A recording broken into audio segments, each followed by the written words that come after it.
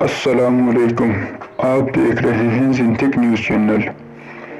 Chairman Tehreek Insaf Imran Khan نے اپنے tweet Lahore میں انتخابی ریلی کل تک ملتوی کرنے کا اعلان کر دیا اور کہا کہ پی ٹی آئی کارکن حکومت کے جال میں نہ پھنسیں، صرف پی ٹی آئی پر پابندی لگائی گئی، باقی سرگرمیاں جاری ہیں۔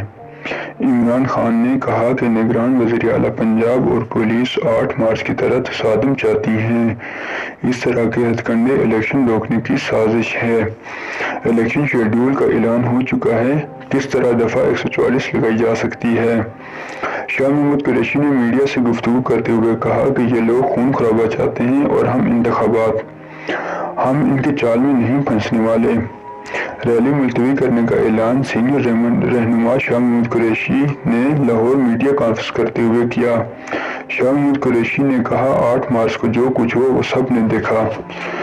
شاہ محمود قریشی نے کہا کہ ریلی کو کل تک ملتوی کر رہے ہیں۔ عمران خان کا حکم ہے، ریلی آج نہیں کل نکالی جائے گی۔ کل ہم زمان پارک سے داتن دربار تک ریلی نکالیں گے، جس کی قیادت عمران خان صاحب خود کریں گے۔